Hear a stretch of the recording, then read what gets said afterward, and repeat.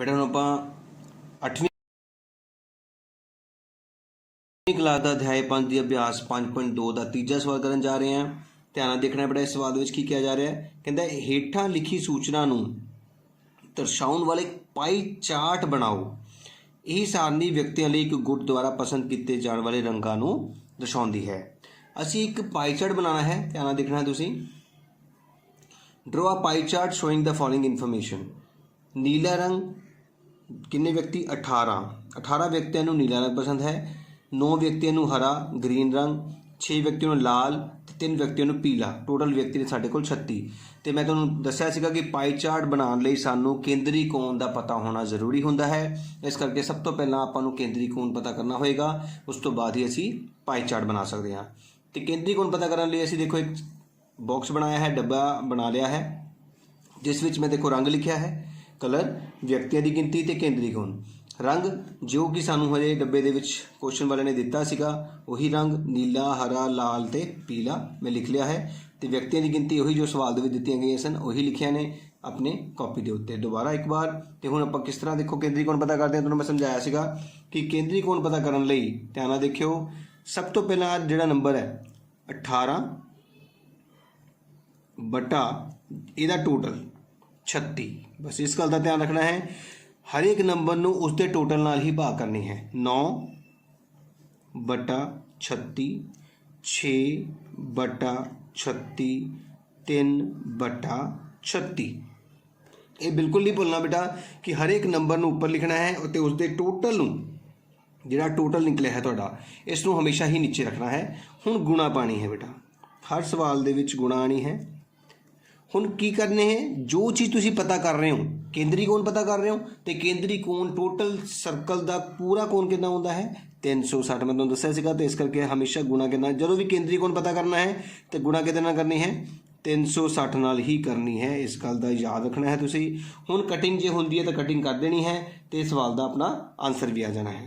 तुसीं देख सकते हो 36 दे पहाड़े ते 360 10 ते जांदा है तो सारे 36 ते 360 कट देने ने तो उपर तुहाडे कोल की आ जाएगा 10।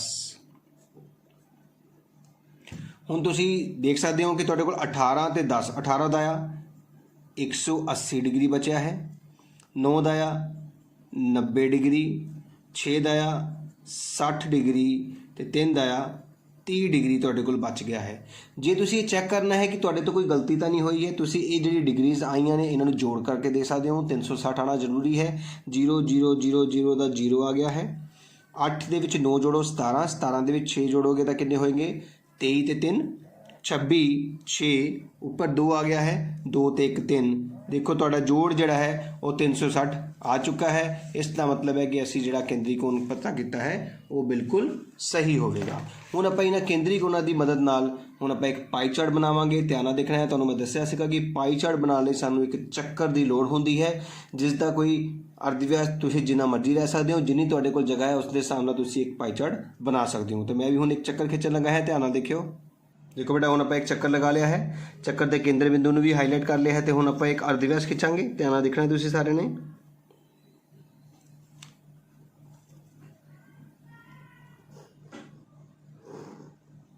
तुसीं पेंसिल नाल बनाना है बेटा, मैं ताकि कलर ले रहे हैं ताकि तुहानूं प्रॉपर विजिबल हो सके। हुण तुसीं की करना है डी की मदद नाल बेटा सब तो पहला जिहड़ा है 180 का कोण बनाना है। तो तुहानूं पता है वैसे 180 का कोण बिल्कुल सीधी लाइन हुंदी है। तो चाहो तो तुसीं बिल्कुल सीधा भी एक लाइन खिंच सकते हो। जे किसी नूं नहीं पता है तो फिर देखो वो इस पॉइंट नूं अपने केंद्र नाल मिलाएगा। तो देखो हुण आपां डी बिल्कुल सीधी रख ली है। आ लाइन जिहड़ी रैड कलर की लाइन है साडी इस लाइन के उत्ते आ गई है। तो 180 का कोण तुसीं देखो बिल्कुल सामने साडे कोल इस बिंदु ते आ गया है। तो हुण आपां स्केल की मदद नाल इन्हां दोनों पॉइंटां नूं केंद्र नूं ते उसनूं मिलावांगे तो बिल्कुल सीधी लाइन ही साडी बन जाएगी, क्योंकि सानूं पता है कि सीधी रेखा नाल ही 180 का कोण बनता है। ये साडा कितना कोण हो गया हुण 180 डिग्री का कोण हो गया है, जो किस खेतर नूं रिप्रजेंट कर रहा है नीले खेतर नूं। ते असीं इत्थे की लिखांगे नीला। इंग्लिश वाले बच्चे ब्लू लिखणगे। तो इस तरह साडा एक डायग्राम बन चुका है। हुण असीं बनाना है 90 डिग्री का कोण। तो सानूं पता है कि हुण आपां डी जिहड़ी रखनी है इस तरह बेटा, क्योंकि हुण नवीं लाइन साडी आ बनी है, इस तरह डी नूं रखना है। ਕੇਂਦਰ ਤੇ ਕੇਂਦਰ ਨੂੰ ਮਿਲਾ ਕੇ ਹੁਣ ਆਪਾਂ 90 ਡਿਗਰੀ ਦਾ ਕੋਣ ਬਣਾਵਾਂਗੇ। ਧਿਆਨ ਨਾਲ ਦੇਖਣਾ ਸਾਰਿਆਂ ਨੇ, ਇਹ ਤੁਹਾਡਾ 90 ਡਿਗਰੀ ਦਾ ਕੋਣ ਬਣ ਚੁੱਕਾ ਹੈ। ਤੇ ਅੰਦਾਜ਼ੇ ਨਾਲ ਵੀ ਬਣਾਇਆ ਜਾ ਸਕਦਾ ਹੈ, ਇਹ ਜ਼ਰੂਰੀ ਨਹੀਂ ਹੈ ਕਿ ਡੀ ਨਾਲ ਹੀ ਬਣਾਉਣਾ ਹੈ, ਪਰ ਡੀ ਨਾਲ ਪਰਫੈਕਸ਼ਨ ਆ ਜਾਂਦੀ ਹੈ, ਇਸ ਕਰਕੇ ਅਸੀਂ ਡੀ ਨਾਲ ਬਣਾਉਂਦੇ ਹਾਂ। ਤੇ ਇਹ ਸਾਡੇ ਕੋਲ ਆ ਗਿਆ ਹੈ 90 ਡਿਗਰੀ ਦਾ ਕੋਣ, ਜਿਸ ਨੂੰ ਅਸੀਂ ਕੀ ਲਿਖਾਂਗੇ, ਹਰੇ ਰੰਗ ਦਾ। ਠੀਕ ਹੈ ਨਾ।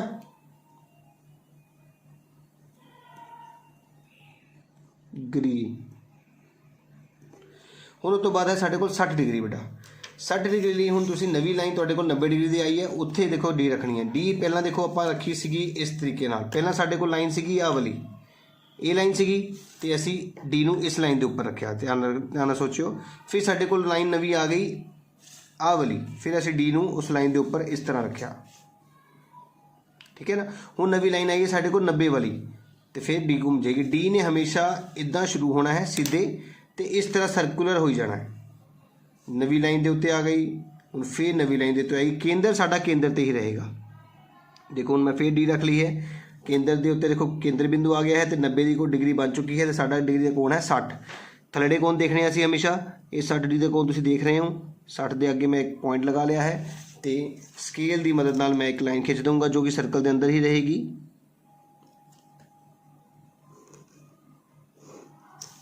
ਤੇ ਇਸ ਤਰ੍ਹਾਂ ਇਹ ਸਾਡਾ 60 ਡਿਗਰੀ ਦਾ ਕੋਣ ਬਣ ਗਿਆ ਹੈ, ਜੋ ਕਿ ਰਿਪਰੈਜ਼ੈਂਟ ਕਰ ਰਿਹਾ ਹੈ ਲਾਲ ਰੰਗ ਨੂੰ। ਅਸੀਂ ਇੱਥੇ ਲਾਲ ਲਿਖਾਂਗੇ,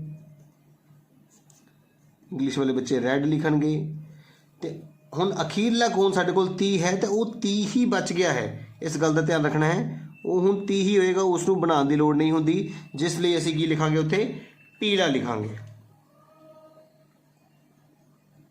ਯੈਲੋ।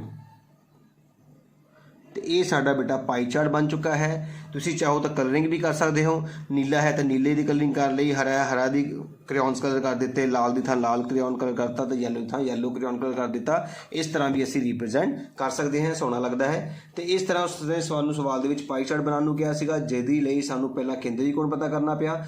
ਕੇਂਦਰੀ ਕੋਣ ਪਤਾ ਕਰਨ ਤੋਂ ਬਾਅਦ ਅਸੀਂ ਪਾਈ ਚਾਰਟ ਬਣਾ ਲਿਆ ਹੈ। ਇਹ ਸਾਡਾ ਹੁਣ ਪਾਈ ਚਾਰਟ ਹੋਏਗਾ। ਉਮੀਦ ਕਰ ਰਹੇ ਹਾਂ ਤੁਹਾਨੂੰ ਸਮਝ ਆਈ ਹੋਏਗੀ। ਹੁਣ ਅਗਲਾ ਸਵਾਲ ਕਰਾਂਗੇ, ਚੌਥਾ ਸਵਾਲ। ਧਿਆਨ ਨਾਲ ਦੇਖਣਾ ਸਾਰਿਆਂ ਨੇ। ਚੌਥਾ ਸਵਾਲ ਦੇਖੋ ਬੇਟਾ, ਸਾਡੇ ਕੋਲ ਕੀ ਕਿਹਾ ਜਾ ਰਿਹਾ ਹੈ।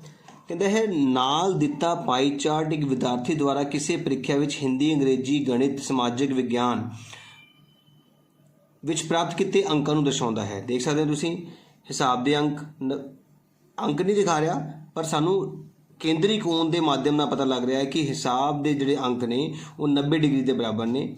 ਟੋਟਲ 360 ਹੁੰਦਾ, ਤੁਹਾਨੂੰ ਪਤਾ ਹੈ। ਇਹ ਸਾਨੂੰ ਕੇਂਦਰੀ ਕੋਣ ਦਿੱਤੇ ਗਏ ਨੇ। ਤੇ ਉਹ ਕਹਿੰਦਾ ਕਿ ਜੇਕਰ ਵਿਦਿਆਰਥੀ ਦੁਆਰਾ ਪ੍ਰਾਪਤ ਕੀਤੇ ਗਏ ਕੁੱਲ ਅੰਕ 540, ਧਿਆਨ ਨਾਲ ਦੇਖਣਾ, ਕੁੱਲ ਅੰਕ ਕਿੰਨੇ ਨੇ, 540 ਨੇ, ਤਾਂ ਪ੍ਰਸ਼ਨਾਂ ਦੇ ਉੱਤਰ ਦਿਓ। ਜਦੋਂ ਵੀ ਇੱਦਾਂ ਤੁਹਾਨੂੰ ਕੇਂਦਰੀ ਕੋਣ ਮਿਲ ਜਾਵੇ ਤੇ ਅੰਕ ਕਿੱਦਾਂ ਪਤਾ ਕਰਾਂਗੇ, ਹੁਣ ਤੁਸੀਂ ਧਿਆਨ ਨਾਲ ਦੇਖਣਾ। ਕੇਂਦਰੀ ਕੋਣ ਦੀ ਸਹਾਇਤਾ ਨਾਲ ਅਸੀਂ ਅੰਕ ਕਿੱਦਾਂ ਪਤਾ ਕਰਨ ਜਾ ਰਹੇ ਹਾਂ। ਸਭ ਤੋਂ ਪਹਿਲਾਂ ਮੈਂ ਦੇਖੋ ਇੱਕ ਡੱਬਾ ਬਣਾਇਆ ਹੈ, ਬਾਕਸ ਬਣਾ ਲਿਆ ਹੈ, ਜਿਸ ਵਿੱਚ ਵਿਸ਼ੇ, ਕੇਂਦਰੀ ਕੋਣ। ਵਿਸ਼ੇ ਸਾਨੂੰ ਪਤਾ ਹੈ ਕਿ ਸਾਡੇ ਕੋਲ ਮੈਥ ਹੈ, ਸੋਸ਼ਲ ਸਾਇੰਸ ਹੈ, ਹਿੰਦੀ ਹੈ, ਅੰਗਰੇਜ਼ੀ ਹੈ, ਤੇ ਕੇਂਦਰੀ ਕੋਣ ਵੀ ਸਾਨੂੰ ਪਤਾ ਹੈ। ਅਸੀਂ ਇਹ ਦੋ ਚੀਜ਼ਾਂ ਕੁਐਸਚਨ ਦੇ ਵਿੱਚੋਂ ਦੇਖ ਕੇ ਲਿਖਾਂਗੇ, ਤੇ ਇਸ ਨੂੰ ਅਸੀਂ ਪਤਾ ਕਰਾਂਗੇ। ਧਿਆਨ ਨਾਲ ਦੇਖਿਓ ਸਾਰੇ।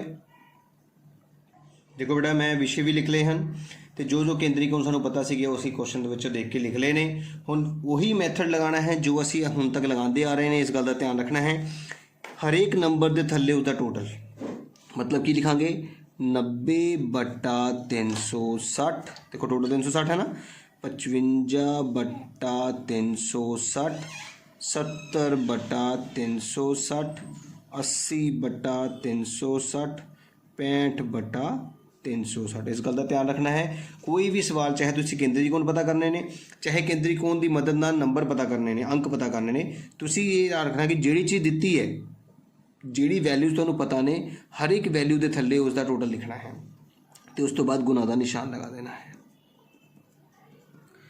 ਹੁਣ ਤੁਸੀਂ ਜੋ ਪਤਾ ਕਰ ਰਹੇ ਹੋ ਉਹ ਕੀ ਹੈ, ਪ੍ਰਾਪਤ ਅੰਕ ਹੈ। ਅੰਕ ਟੋਟਲ ਕਿੰਨੇ ਨੇ ਤੁਸੀਂ ਦੇਖ ਸਕਦੇ ਹੋ। ਸਵਾਲ ਵਿੱਚ ਸਾਨੂੰ ਦਿੱਤਾ ਗਿਆ ਹੈ ਕਿ ਟੋਟਲ ਅੰਕ ਸਾਡੇ ਕੋਲ 540 ਨੇ, ਤੇ ਇਹਦਾ ਮਤਲਬ ਗੁਣਾ ਕਿੰਨਾ ਕਰਾਂਗੇ, 540 ਨਾਲ ਕਰਾਂਗੇ। ਇਸ ਗੱਲ ਦਾ ਧਿਆਨ ਰੱਖਣਾ ਹੈ। ਜਦੋਂ ਆਪਾਂ ਕੇਂਦਰੀ ਕੋਣ ਬਣਾਉਂਦੇ ਸੀਗੇ ਤਾਂ ਕੇਂਦਰੀ ਕੋਣ 360 ਸੀਗਾ, ਇਸ ਕਰਕੇ 360 ਨਾਲ ਗੁਣਾ ਕਰਦੇ ਸੀਗੇ। ਅੱਜ ਅਸੀਂ ਪ੍ਰਾਪਤ ਅੰਕ ਪਤਾ ਕਰਨ ਜਾ ਰਹੇ ਹਾਂ, ਤੇ ਪ੍ਰਾਪਤ ਅੰਕ ਸਾਡੇ ਕੋਲ 540 ਨੇ, ਇਸ ਕਰਕੇ ਅਸੀਂ 540 ਨਾਲ ਗੁਣਾ ਕੀਤੀ ਹੈ। ਹੁਣ ਅਸੀਂ ਇਸ ਦੀ ਕਟਿੰਗ ਕਰਨੀ ਹੈ। ਇਸ ਦਾ ਧਿਆਨ ਰੱਖਣਾ ਹੈ ਕਿ ਜਿੰਨੀ ਕਟਿੰਗ ਤੁਹਾਨੂੰ ਵਧੀਆ ਤੋਂ ਵਧੀਆ ਆਉਂਦੀ ਹੈ ਉਹੀ ਕਟਿੰਗ ਕਰਨੀ ਹੈ। ਹੁਣ ਕਟਿੰਗ ਕਿੱਦਾਂ ਕਰਨੀ ਹੈ ਦੇਖੋ, ਸਭ ਤੋਂ ਪਹਿਲਾਂ ਤੁਸੀਂ ਇਹ ਚੀਜ਼ ਦੇਖਣੀ ਹੈ ਕਿ 540 ਤੇ 360 ਦੋਨੇ ਰਕਮਾਂ ਜਿਹੜੀਆਂ ਸਾਰਿਆਂ ਵਿੱਚ ਸਾਂਝੀਆਂ ਨੇ। ਤੇ ਦੇਖੋ ਬਾਹਰ ਮੈਂ ਤੁਹਾਨੂੰ ਕਟਿੰਗ ਕਰਕੇ ਦਿਖਾ ਰਿਹਾ ਹਾਂ। 540 ਬਟਾ 360 ਨੂੰ ਕੱਟ ਕਿੱਦਾਂ ਕੱਟਿਆ, 0 ਨਾਲ 0 ਕੱਟਿਆ ਗਿਆ ਬੇਟਾ।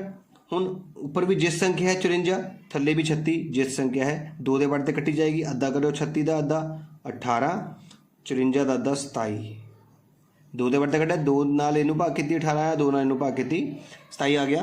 ਹੁਣ ਕੋਈ ਪਹਾੜਾ ਸੋਚੋ ਜਿੱਤੇ 27 ਵੀ ਆਉਂਦਾ ਹੈ ਤੇ 18 ਵੀ ਆਉਂਦਾ ਹੈ। 9 9 ਦੂਣੀ 18, 9 ਤੀਆ 27। ਇਹਦਾ ਮਤਲਬ ਸਾਨੂੰ ਇਹ ਪਤਾ ਲੱਗ ਗਿਆ ਕਿ 540 ਤੇ 360 ਨੂੰ ਕੱਟ ਕੇ ਸਾਨੂੰ 3/2 ਪ੍ਰਾਪਤ ਹੁੰਦਾ ਹੈ। ਇਸ ਕਰਕੇ ਅਸੀਂ ਇੱਥੇ ਫਟਾਫਟ ਕੀ ਲਿਖਾਂਗੇ, 90 ਗੁਣਾ 3/2 ਸਮਝ ਲੱਗੀ। 55 ਗੁਣਾ 3/2, 70 ਗੁਣਾ 3/2, 80 ਗੁਣਾ 3/2, 65 ਗੁਣਾ 3/2। ਹੁਣ ਆਪਾਂ ਉੱਪਰ ਵਾਲੇ ਨੂੰ ਉੱਪਰ ਵਾਲੇ ਗੁਣਾ ਕਰਾਂਗੇ। 90 ਨੂੰ 3 ਨਾਲ ਗੁਣਾ ਕੀਤਾ 270/2 ਸਾਡੇ ਕੋਲ ਆ ਗਿਆ ਹੈ। 55 ਨੂੰ 3 ਨਾਲ ਗੁਣਾ ਕਰਕੇ ਦੇਖ ਲਿਓ ਤੁਸੀਂ 165/2 ਆਏਗਾ। 70 ਨੂੰ 3 ਨਾਲ ਗੁਣਾ ਕੀਤਾ 210/2 ਆਏਗਾ। 80 ਨੂੰ 3 ਨਾਲ ਕੀਤਾ 240/2 ਆਇਆ ਬੇਟਾ। ਤੇ 65 ਨੂੰ 3 ਨਾਲ ਕੀਤਾ 5 ਦੀ 15, 5 ਉੱਪਰ 1 18 ਤੇ 9 19, 195/2 ਸਾਨੂੰ ਪ੍ਰਾਪਤ ਹੋਇਆ। ਹੁਣ ਤੁਸੀਂ ਇਹਨਾਂ ਨੂੰ ਭਾਗ ਕਰਨੀ ਹੈ। ਬੜੇ ਆਰਾਮ ਨਾਲ ਤੁਸੀਂ ਭਾਗ ਕਰੋਗੇ, ਜਿੰਨੀ ਤਰੀਕੇ ਨਾਲ ਵਧੀਆ ਤਰੀਕੇ ਨਾਲ। 270 ਨੂੰ ਵਿੱਚ ਰੱਖਣਾ ਹੈ ਤੇ 2 ਨੂੰ ਬਾਹਰ ਰੱਖਣਾ ਹੈ ਤੇ ਤੁਸੀਂ ਭਾਗ ਕਰਨੀ ਹੈ। ਹੁਣ ਦੇਖੋ ਬੇਟਾ ਆਪਾਂ 270 ਨੂੰ 2 ਨਾਲ ਭਾਗ ਕਰਨ ਜਾ ਰਹੇ ਹਾਂ।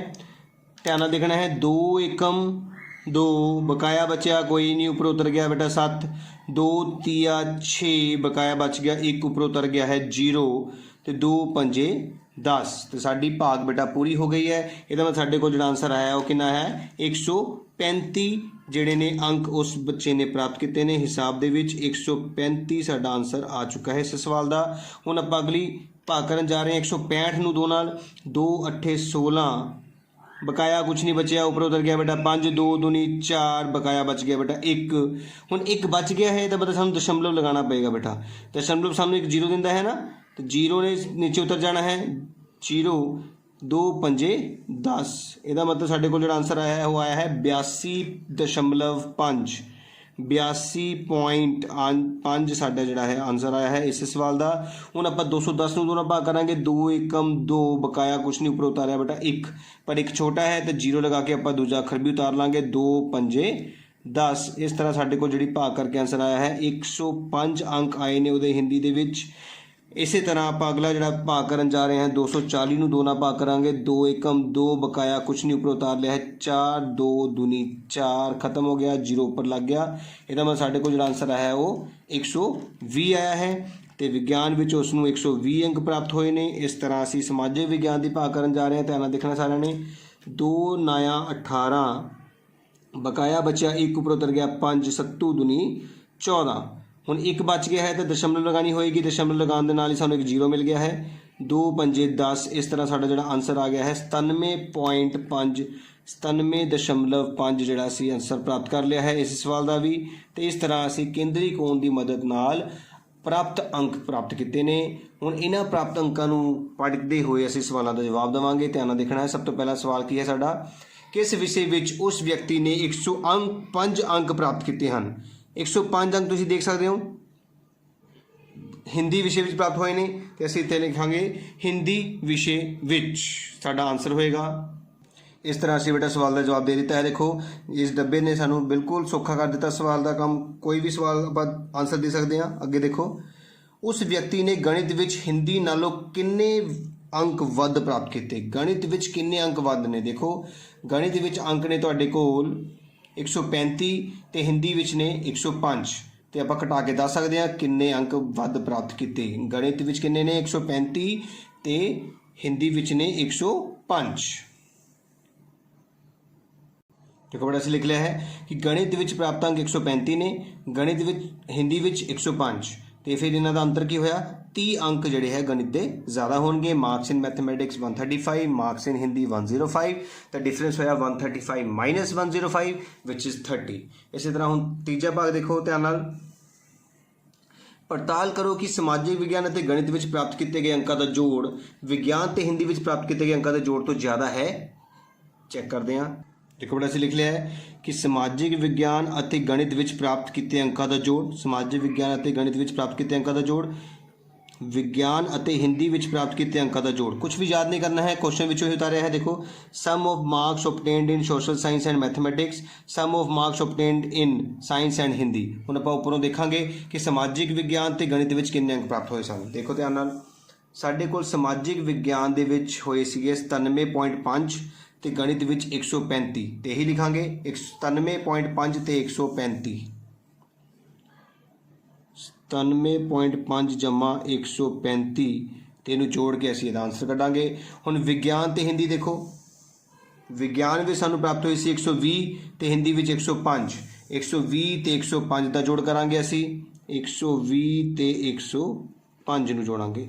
ਹੁਣ 97.5 ਤੇ 135 ਨੂੰ ਜੋੜ ਕੇ ਸਾਨੂੰ ਮਿਲਦਾ ਹੈ 232.5, 232.5 ਤੇ ਇਹਨੂੰ ਜੋੜ ਕੇ ਮਿਲਦਾ ਹੈ ਸਾਨੂੰ 225।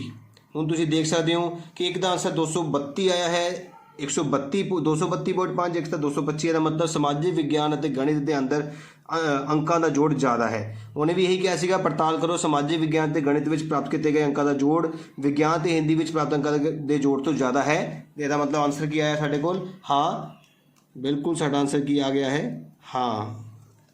ਤੇ ਹੁਣ ਆਪਾਂ ਇੰਗਲਿਸ਼ ਵਿੱਚ ਵੀ ਇਹਦਾ ਜੋੜ ਲਿਖਾਂਗੇ, ਧਿਆਨ ਨਾਲ ਦੇਖਣਾ ਸਾਰਿਆਂ ਨੇ।